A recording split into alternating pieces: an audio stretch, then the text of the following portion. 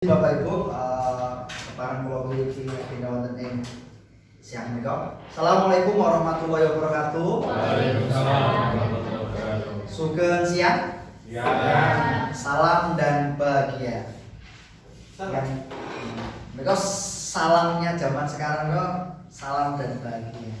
Nggih kan kula peteni Bapak Ibu yang kinurmatan Bapak Ibu guru Among wonten ing Jawa Tengah.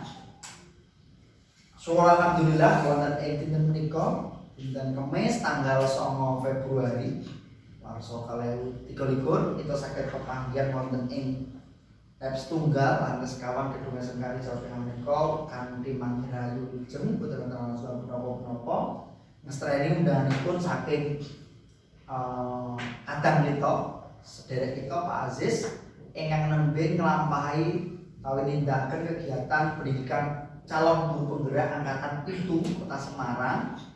Dene wonten ing dinten menika mangke panjenenganipun Pak Aziz badhe diseminasi atau menyampaikan paparan mengenai aksi nyata gayut kalian materi budaya positif di sekolah.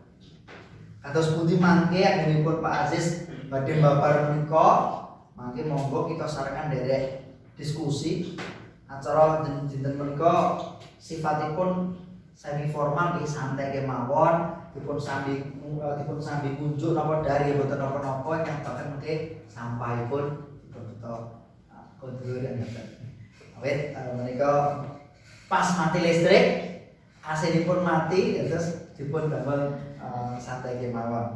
Nggih, dados acara wonten ing siang menika mangke kita wiwit kanthi pambuka lajeng paparan saking Pak Aziz dipun lajengaken diskusi lan panutup. Kangge miwiti kegiatan Bapak Ibu wonten ing dinten menika mugi pinaringan ganjar lancar boten wonten alangan setunggal punapa-punapa. Monggo kita ndedonga miturut agama sarta kapitayanipun piyambak-piyambak ndonga kasumanggahaken.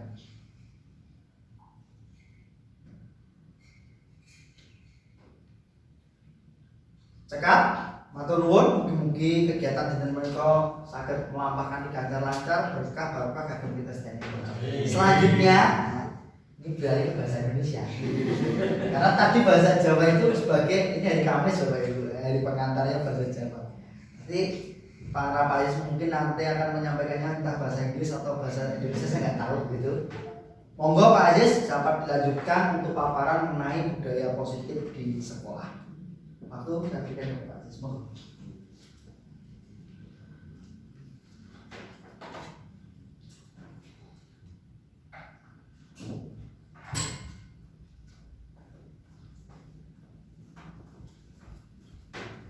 Bapak Ibu yang kinurmatan, Assalamualaikum warahmatullahi wabarakatuh. Pertama-tama terima kasih sekali atas rawuhipun Bapak Ibu sedanten memenuhi undangan pada kegiatan pagi menjelang siang hari ini. Bapak Ibu mohon maaf ini rencananya mau pakai slide sudah disiapkan tadi subuh baru bikin tapi alhamdulillah mati lampu jadi ya slide-nya invisible nih Bapak Ibu jadi tidak terlihat. Jadi apapun kondisinya the show must go on, jadi saya akan tetap jalankan. Bapak dan Ibu, hari ini saya akan melakukan diseminasi untuk kegiatan atau dari hasil pelatihan yang sudah saya terima selama kurang lebih 1-2 bulan ini. Nanti, tapi tidak banyak Bapak Ibu, saya hanya mengambil 2 aspek saja supaya nanti lebih fokus untuk kita diskusikan bersama. Jadi nanti sistemnya lebih banyak diskusi Bapak Ibu. Baik Bapak Ibu, saya akan mulai dengan salam dan bahagia Bapak Ibu. Semoga kita selamat jiwanya, kita selamat lahirnya dan juga bahagia batinnya. Semoga kegiatan hari ini menjadikan berkah untuk kita semua. Bapak Ibu, agenda kita ada 3 untuk kegiatan hari ini. Yang pertama nanti saya akan sampaikan tujuan kegiatan saya. Yang kedua nanti akan saya sampaikan atau kita diskusikan bersama terkait dengan keyakinan kelas dan segitiga restitusi. Dan yang ketiga eh, saya akan sedikit bercerita tentang penerapan keyakinan kelas yang sudah ada. Bapak dan Ibu, tujuan kegiatan ini sederhana saja. Tujuannya adalah menyebarkan ide gagasan kaitannya dengan keyakinan kelas dan segitiga restitusi, dan yang kedua kaitannya dengan berbagi pengalaman terkait hal kecil yang sudah dicoba diterapkan di kelas terkait dengan penerapan budaya positif juga keyakinan kelas. Monggo Pak Suri.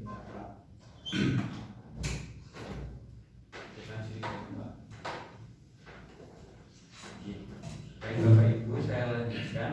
Ya, tadi saya menyebutkan dua hal ya Bapak Ibu.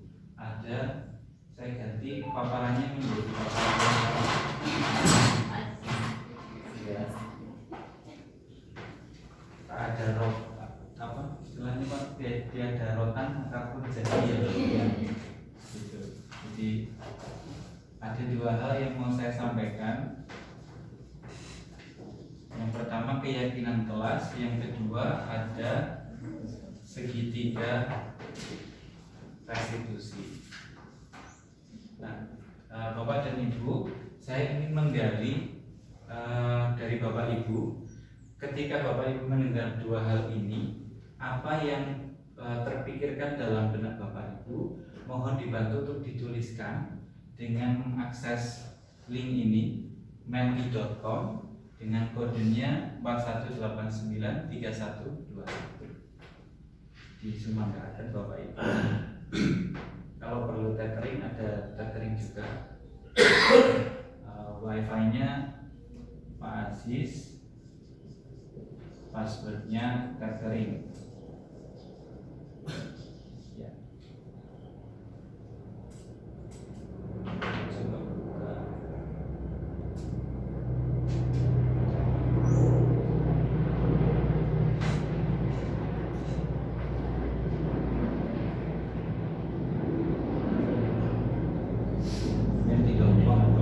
Pakainya menti.com, terus masukkan kodenya kecil-kecil. Mentimeter itu Pak, menti.com. Kalau mentimeter itu saya. Ini terus ini masuk ke menti.com. Langsung diberikan kelas. Iya itu Pak, kodenya dimasukkan. Iya, kodenya ini dimasukkan 4181.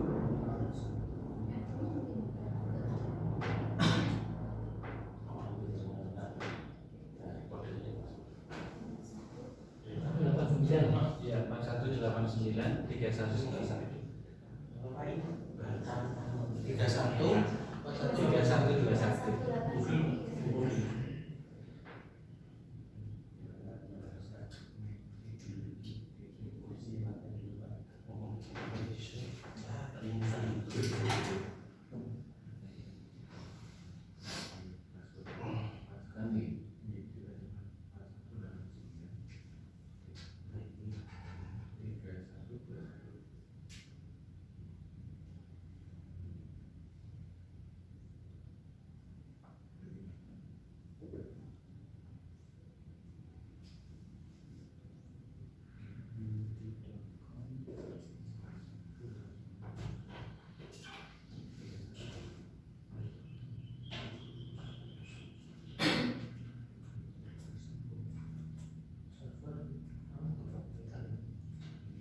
Server mati Pak.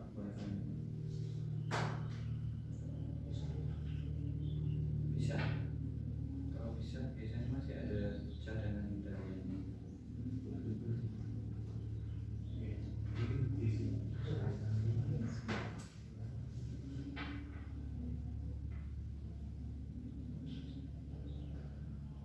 Bisa diisi Pak. Iya, betul. Nanti klik submit.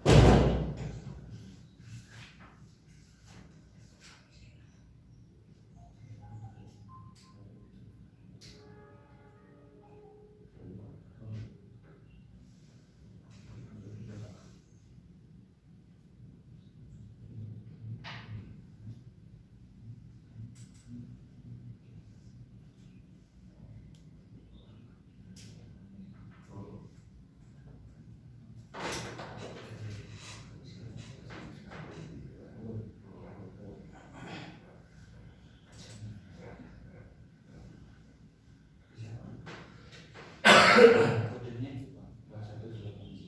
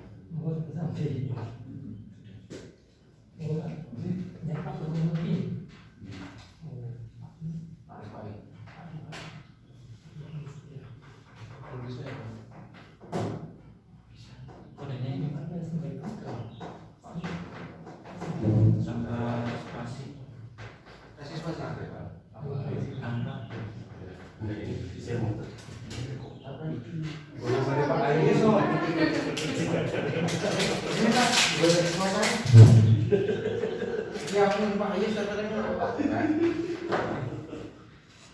sambil disilakan ya Bapak Ibu.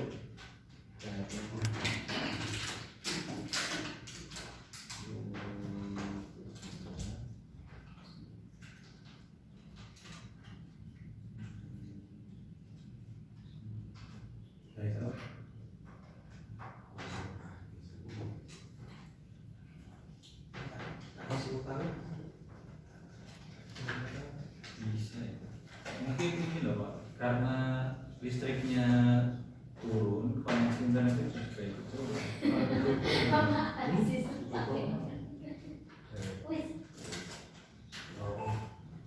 Iya, biasanya loadingnya agak banteran.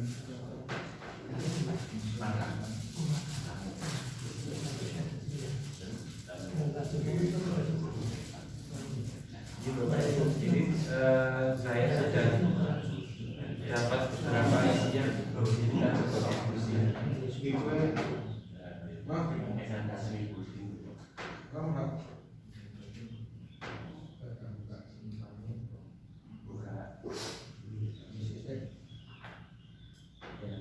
Tadi Bapak Ibu sudah mencoba mengisikan, ada yang menjawab. Ini kalau versi mengutip istilahnya paling hamba Allah ya, tidak ada namanya memang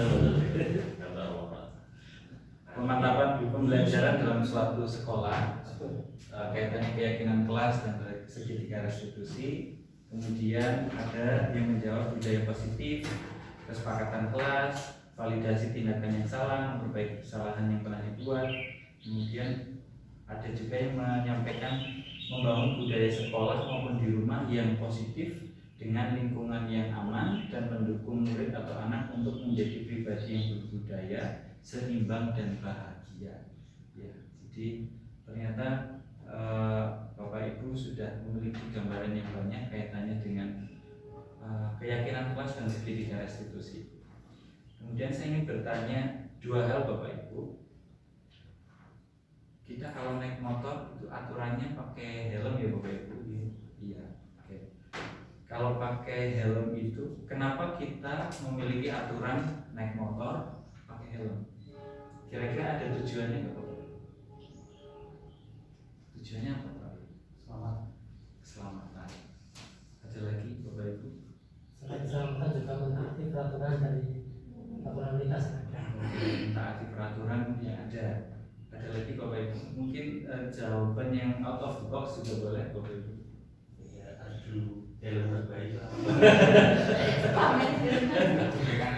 Lagi di sini aja lah di sini ya. Pamer helm ya Bapak Ibu di sini. Yang kuping-kupingnya. Karena supaya ini terlihat artistik di jalan ya. Oh, KYT sama apa kan beda tuh. Oke, terima kasih. Baik, yang kedua pertanyaannya ini Bapak Ibu, ada peraturan ataupun bahkan ada satu organisasi agama tertentu mengeluarkan fatwa bahwa merokok itu dilarang. Bagaimana Pak Iksan?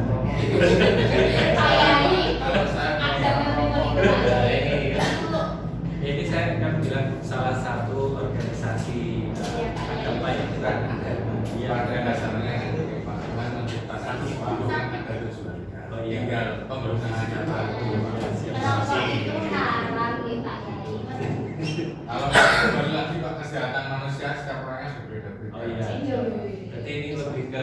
kesehatan ya Pak. Iya.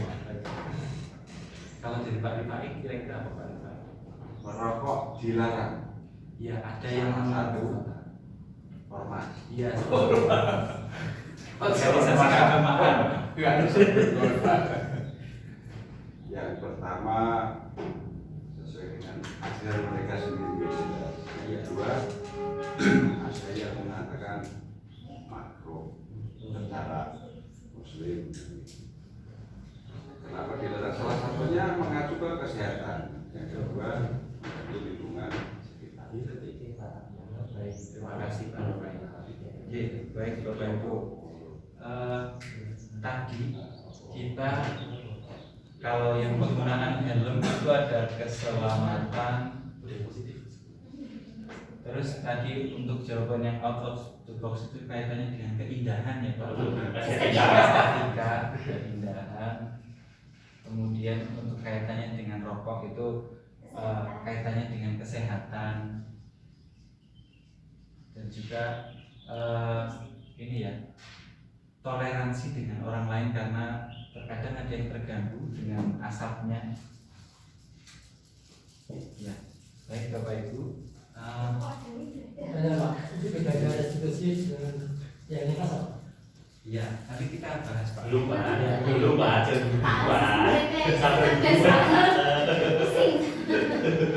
Ya, nanti kita bahas. Kita bahas satu persatu dulu Pak. Kita mulai dari keyakinan kelas dulu Bapak Ibu.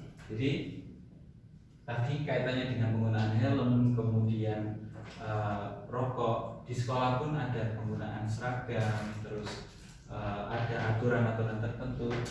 Contohnya ternyata di balik itu ada unsur keselamatan, keindahan, kesehatan, toleransi. Ternyata keempat hal ini merupakan keyakinan atau nilai kebajikan yang muncul dari peraturan yang ada. Jadi ternyata seperti itu Bapak. Kita ada peraturan dan ternyata di setiap peraturan itu ada tujuan di baliknya. Nah, yang kita miliki sebagai keselamatan, keindahan, toleransi ini merupakan nilai kebajikan yang menjadi keyakinan kelas. Menjadi keyakinan kalau konteks di sekolah, kelas atau sekolah. Nah, jadi antara peraturan dengan keyakinan kelas ini tidak saling bertabrakan. Mereka saling sambung menyambung, ada keterkaitannya. Nah, Bapak dan Ibu, terkadang yang menjadi diskusi atau yang menjadi pro and cons itu ada yang membuat pemahaman bahwa keyakinan kelas itu ya ini ya sebuah di luar peraturan. Ternyata bukan. Keyakinan kelas itu ya kita ambil dari peraturan yang ada dan menjadikan keyakinan kelas bersama di kelas maupun di sekolah. Nah, Bapak dan Ibu, ternyata keyakinan kelas ini searah atau sejalan dengan peraturan sekolah. Tidak menggantikan. Contohnya tadi penggunaan helm. Sudah ada peraturan menggunakan helm, ya itu aturannya. Berarti di balik itu, ketika kita memahami aturan itu bahwa kita yakin keselamatan itu adalah prioritas ketika berada di jalan raya. Jadi ini dan ini sangat sejalan. Yang kedua, Bapak Ibu saya nyontek paparan saya, ya, karena tahu ada hal yang penting dari hal-hal ini tadi, muncul ini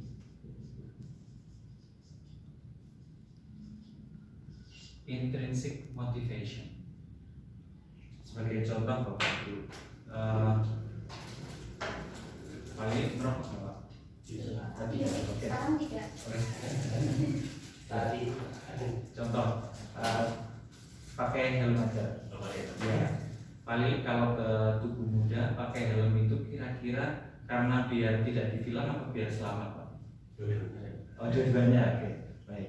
Kalau pahami keungaran pakai helm biar selamat apa biar tidak bilang Pak? Biar tidak kedinginan. Biar kita ketawa di Biar nggak ketilang, biar nggak ketilang. Biar banyak aneh gitu. Ya berarti ada motivasi tersendiri kan Bapak ketika mematuhi suatu aturan itu, entah yang supaya tidak ditilang, entah yang supaya selamat di jalan, yang lain-lain. Bagi orang-orang yang contoh tidak merokok seperti saya, ya karena saya tahu saya tidak dapat manfaat dari itu, ya saya tidak melakukan gitu. Tapi bagi Bapak Ibu yang memiliki kegiatan merokok juga pasti ada alasannya, dan pasti sudah paham kalau merokok ya mempunyai space tersendiri, cari tempat tersendiri seperti itu. Jadi memicu motivasi intrinsik kalau paham terhadap aturan. Kemudian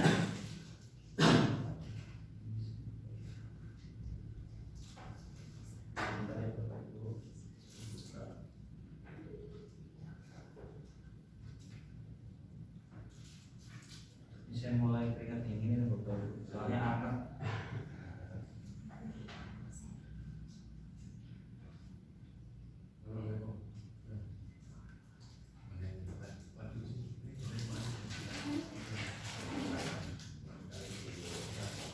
Sekarang kalau kita masukkan dalam konteks sekolah, di sekolah ada aturan dibuat, bisa dibuat secara bersama-sama atau dibuat oleh pihak-pihak tertentu. Nah, contoh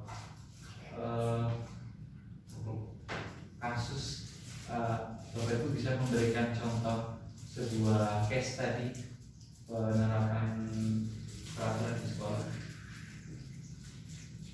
Apa yang kira-kira anak sering jalankan ataupun yang sering mereka tidak jalankan? Ada itu Bapak Ibu. Penggunaan handphone. Oke, yang lebih sederhana lagi Pak, itu terlalu kompleks Pak. Ini ya Pak, doa pagi ya. Oke, katanya dengan doa pagi Asmaul Husna di mayoritas kelas ya. Mayoritas kelas itu sudah otomatis anak-anak melakukan doa pagi. Mereka baca Asmaul Husna sudah otomatis. Ini pasti anak-anak juga intrinsic motivationnya beda-beda. Ada yang memang ingin berdoa supaya mendapat keberkahan dalam belajar, kebermanfaatan. Ada juga yang hanya merasa menggugurkan peraturan. Namun kalau yang seperti tadi contohnya supaya tidak hilang, supaya tidak melanggar, itu namanya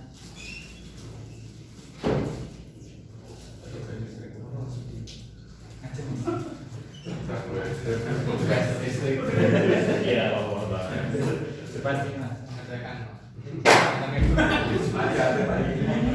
Sabar ya teman. Banyak ranjau di sini. Teman masih bisa. Tahu. Ya. Oke. Tadi kita sampai intrinsic motivation dan extrinsic motivation.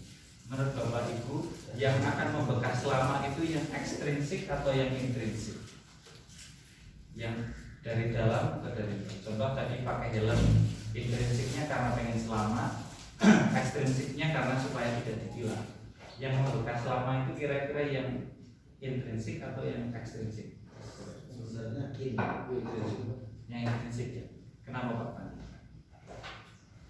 ya karena dari diri sendiri Pak. Dari sendiri saja. Sadar itu ya bersumber dari diri sendiri. Oke. Karena bersumber dari diri sendiri. Oke. Baik, terima kasih Pak Pandu. Ya. Ya Bapak Ibu. Jadi gambaran keyakinan kelas itu lebih kita ingin mendorong siapapun yang terlibat dalam keyakinan kelas ini untuk memiliki motivasi intrinsik. Ya seperti doa pagi ini ya harapan kita anak punya motivasi intrinsik, tidak sekedar mengikuti Al-Quran. Nah, Bapak dan Ibu,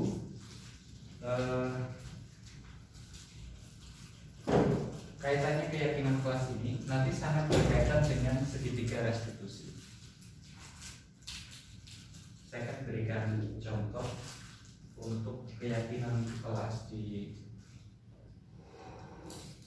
keyakinan kelas ini tidak menggantikan peraturan sekolah ya Bapak Ibu, hanya mengambil dari peraturan sekolah apa kemudian diambil contoh pemakaian atribut siswa. Siswa itu kan ada atribut yang harus dipakai. Dari sana kalau kita ambil kalau di BUMN kan ada namanya core value ya. Kalau kita ambil core value-nya itu lebih ke value apa Bapak? Ada atribut, kemudian pasti seragamnya kalau putih sama abu-abu, kemudian kalau batik sama apa. Gak mungkin kan mereka atasnya batik, sininya abu-abu, belotan konteks itu kan juga ada aturan penggunaan seragam. Itu kira-kira kalau diambil core value-nya itu mengarah ke apa? Kalau ini tadi ada keselamatan, keindahan, kesehatan, toleransi. Kalau pemakaian seragam siswa itu lebih ke arah keindahan, oke baik. Satu keindahan, ada yang lain lagi, identitas, keseragaman, ada lagi Pak. Kalau kaitannya dengan disandingkan dengan peraturan sekolah, kalau kayak seragam itu kan ada aturannya di sekolah, ada peraturannya. Kalau disandingkan itu kira-kira nilai atau value yang didapat itu sebetulnya ketertiban, oke. Ketertiban, ya. Atau bisa juga kita arahkan ke hal disiplin ya, karena disiplin menggunakan seragam, patuh terhadap aturan, gitu. Ya. Nah, keyakinan kelas ini contohnya seperti ini Bapak Ibu. Ketika di kelas ada nilai yang kita ambil, oh disiplin. Contohnya ketika mereka pakai seragam, ada atribut yang mereka harus pakai. Contoh ada icon merah putih yang harus tertempel pada seragam tertentu. Seragamnya, sepatunya, apa itu juga mengarah ke sana. Jadi kenapa kita perlu mengusung keyakinan kelas? Karena keyakinan kelas ini sifatnya lebih general, lebih umum. Kalau peraturan kelas ini kan spesifik dan jumlahnya banyak ya Bapak Ibu. Pasti tidak mungkin hanya 2 item atau 3 item. Pasti ada banyak dan tidak mungkin mereka mudah hafal. Tapi dengan kita hadirkan keyakinan kelas, diskusi keyakinan kelas bersama anak-anak, contoh seperti disiplin, mereka akan cenderung lebih mudah. Oh ternyata kalau mentaati peraturan ABC ini supaya disiplin, ada nilainya. Mereka mulai tertarik untuk oh ternyata maksud dari peraturan itu adalah supaya menjadi disiplin. Kemudian lagi kaitannya dengan jam tidur. Kenapa dibuat ada jam tidur dari jam sekian dan jam sekian? Itu contohnya berkaitan dengan kesehatan. Mereka supaya dapat tidur yang cukup, ada hubungannya dengan kesehatan, tidak sekedar mentaati peraturan. Yang mulai sungguh sedikit lagi satu hal lagi. Saya memang rencananya tidak lama, alhamdulillah masih lambung. Guys, so untuk terima kasih ya. Bila di korte waktu. Oke, baik Bapak Ibu. Jadi ini Bapak Ibu keyakinan kelas lebih ke values. Seperti di BUMN itu kan ada akhlak yang ada singkatannya sendiri-sendiri. Nah di sekolah juga ternyata bisa diarahkan ke sana supaya anak lebih mudah memahami. Kalau peraturan sekolah kadang mereka harus mencari tulisannya peraturannya apa. Tapi kalau keyakinan kelas karena jumlahnya sedikit, lebih bersifat umum atau sedikit abstrak, mereka cenderung memahaminya lebih mudah. Nah, keyakinan kelas ini sangat erat dengan nanti penanganan siswa ketika mereka melakukan hal-hal yang menyimpang dari keyakinan kelas itu. Contoh sederhana, pemakaian seragam. Standarnya kalau kondisi normal tidak ada force major gangguan pengadaan pakaian, itu kan ketika hari Senin Selasa sepatu mereka pantofel. Ya, terkadang karena kondisi kita ada kondisi khusus yang tidak bisa ini ya. Ini kita bicara kondisi ideal ya Bapak Ibu. Harusnya mereka pakai sepatu pantofel, tetapi mereka pakai sepatu cat ya, sepatu olahraga itu. Nah, itu kan pasti dari segi aturan itu kan melanggar peraturan ya. Nah, hanya dalam budaya positif atau disiplin positif itu kita mengenal yang namanya segitiga restitusi. Ini juga nyambung dengan peraturan, bukan berbenturan dengan peraturan sekolah yang ada. Hanya skema penanganannya menjadi sedikit berubah. Segitiga restitusi ini ada tiga item yang perlu dilalui. Yang pertama, kita harus menstabilkan kondisi dulu. Karena anak melanggar atau menyimpang tadi sepatunya berbeda, kita stabilkan dulu kondisinya. Kita tahu bahwa dia melanggar, kita stabilkan bahwa oke, si anak ini melanggar. Kemudian kita cari tahu alasannya. Setelah stabil, kita lanjut lagi ke hal berikutnya.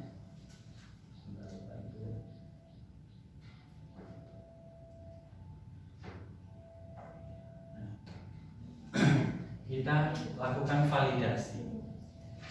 Validasi tindakan itu kita ngobrol, tanya kenapa kok sepatunya berbeda. Ya. Kalau cara singkat, shortcutnya kan melanggar peraturan, ada catatan khusus dapat konsekuensi atau apa. Hanya kalau dalam segitiga restitusi yang ditawarkan sedikit ada tahapan step yang diambil. Jadi ini kondisinya kita stabilkan dulu, kemudian kita validasikan tindakannya. Sebetulnya kenapa anak itu menyimpang dari yang ada, kita tanya, kita gali. Mereka pasti akan bercerita. Nah, dari sana tahapan yang terakhir itu adalah kita tanyakan keyakinan. Nah, dari sini karena di sekolah nantinya sudah menerapkan keyakinan kelas atau sekolah, kita akan tanyakan kalau tidak menggunakan sepatu yang sesuai dengan jadwalnya, keyakinan apa yang dilanggar di sini? Dia pasti akan cepat teringat, oh kaitannya dengan ketertiban, kedisiplinan. Kedisiplinan saya langgar karena saya tidak mematuhi menggunakan sepatu yang seharusnya. Nah, dari sini nanti muncul follow up. Apa follow up-nya setelah itu? Menyesuaikan juga dengan validasi tindakan yang ada di sini. Contoh, kalau ternyata sepatu pantoffelnya basah dan belum kering, follow up-nya kira-kira apa? Kalau misal masih tetap diperbolehkan menggunakan sepatu itu, hanya apa yang perlu dilakukan anak itu untuk supaya dia kembali lagi menjadi disiplin. Contohnya mungkin lebih ke ini ya, karena sepatunya berbeda, ya sudah di kelas misal duduknya di belakang dulu supaya tidak begitu terlihat oleh guru yang lain. Itu bisa menjadi salah satu alasan. Walaupun juga nanti siswa itu juga akan mengatakan ya, kalau sudah ada sistem, katakanlah kalau ada penggunaan sistem permainan, ya berarti secara aturan kamu melanggar, berarti saya konsekuensi ada poin yang saya terima. Jadi supaya mereka timbul sendiri. Jadi Bapak Ibu, demikian apa yang dapat saya sampaikan kaitannya dengan keyakinan kelas dan segitiga restitusi ini. Keduanya saling berhubungan dan mendukung peraturan sekolah. Peraturan sekolah yang didesain itu diambil value-nya supaya anak-anak itu menjadi lebih paham terhadap posisi dia di sekolah. Demikian Bapak Ibu, apakah ada yang mau disampaikan atau ditanyakan? Perbedaannya apa? Kenapa? Perbedaannya. Perbedaannya ini beda karena keyakinan kelas ini adalah nilai yang diambil. Segitiga restitusi ini adalah cara menangani hal yang menyimpang dari keyakinan ini. Jadi ini nilai yang kita yakini bersama seperti disiplin ini. Segitiga restitusi ini adalah cara menangani hal-hal yang menyimpang dari keyakinan kelas ini. Apakah terjawab Pak? Pak, saya menyampaikan di segitiga restitusi Siapa? itu terkaitan dengan yang pertama mungkin kejujuran anak. Pertama, kedua kebersamaan atau jiwa korsa. Saya ambil contoh tadi dari sepatu. Dari sekian ratus anak itu hanya di bawah 5 orang yang basah mungkin atau yang lain bisa. Kenapa tidak bisa? Iya. Nah itu kebersamaan. Itu bisa nggak diaplikasikan dengan keyakinan Tuhan? Terima kasih. Oh, iya. Terima kasih banyak Pak Rifai. Ya Pak, bisa sekali Pak. Jadi kita kan ada 3 tahapan ini nih Pak dalam segitiga restitusi ini dan dikaitkan dengan keyakinan kelas itu. Contoh, ternyata anak itu ada indikasi kurang jujur, misal ataupun ada indikasi dia tidak mau berusaha supaya sepatunya kering karena teman-teman yang lain sepatunya bisa kering kok dia tidak, contohnya gitu. Itu bisa kita mulai dari menggali lebih dalam di validasi tindakan ini. Jadi kita betul-betul gali dan memang pada saat kondisi di sini ada sedikit syarat yang perlu kita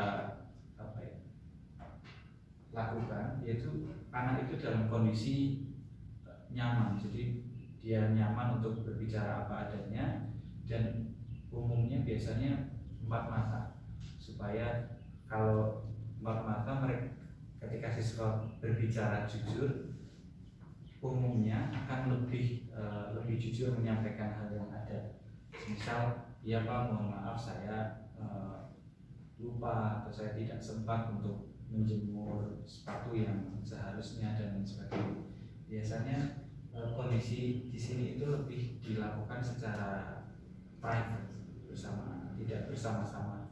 Ketika satu ruangan ini ada 10 orang yang melakukan pelanggaran yang sama, biasanya tidak dilakukan seperti itu. Biasanya prosesnya ini lebih satu-satu atau maksimal 1 dan 2. Jadi di sini supaya siswa lebih merasa aman untuk dia mengutarakan isi hatinya.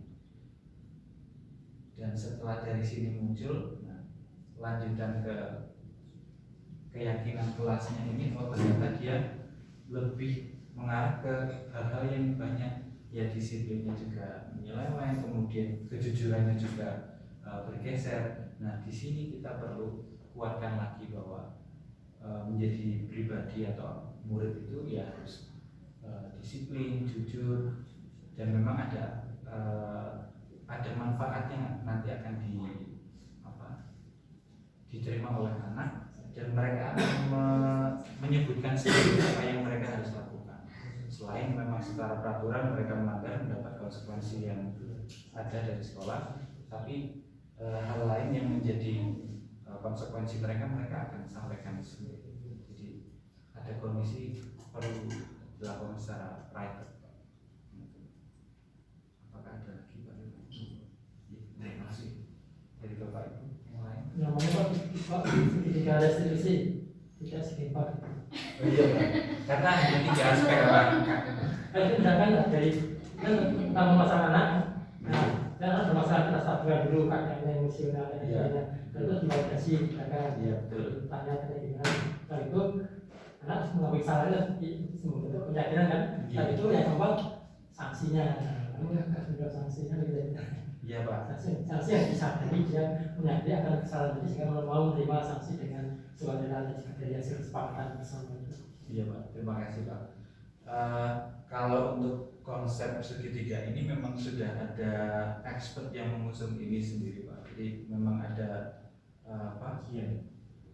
Dian Larsen, kalau nggak salah Dian siapa ini, memang yang mendesain ini Pak, sudah di desain ada desainnya sendiri. Kenapa tidak ada aspek khusus kaitannya dengan sanksi itu Pak? Karena sanksi itu karena kita yang dibahas ini adalah budaya positif, konotasi katanya negatif. Makanya dari sini itu tidak menggunakan kata-kata dengan konotasi negatif seperti menstabilkan kondisi, validasi, mengkomparkan dengan keyakinan kelas, dan kata-kata sanksi ataupun konsekuensi itu dalam budaya positif yang sanksi itu tidak dimunculkan, tetapi lebih menggunakan kata konsekuensi. Jadi konsekuensi itu sudah menjadi bagian yang melekat pada bagian keyakinan ini. Jadi dalam keyakinan itu ada konsekuensi. Iya, ada. Tidak disahkan. Betul, sudah jadi satu bagian di sini. Makanya disebut segitiga. Bapak Ibu, apabila tidak ada, saya rasa cukup. Matur nuwun sekali, sampun kerso mengikuti kegiatan ini dengan kondisi mati lampu ya Bapak Ibu. Jadi terima kasih banyak atas rawuhipun. Mohon maaf mengganggu aktivitas Bapak Ibu. Seperti Pak Rifai harusnya berangkatnya besok, tapi hari ini menyebarkan orang. Terima kasih banyak Pak Rifai sudah kerso rawuh. Ya. Kemudian Bapak Ibu mohon maaf atas segala kekurangan ataupun kalau ada suguhan yang kurang dari kami, mohon maaf sekali. Terima kasih banyak sudah mengikuti kegiatan ini. Sampai bertemu di kegiatan lainnya Bapak Ibu. Dimungkinkan nanti ada destinasi lagi Bapak Ibu. Tidak pakai tantangan, pakai bukti atau Nanti menyusul Pak, karena mau ngeprint mati lampu Pak. Jadi menyusul ya. Jadi matur nuwun Bapak Ibu bisa melanjutkan kegiatan yang lain. Terima kasih.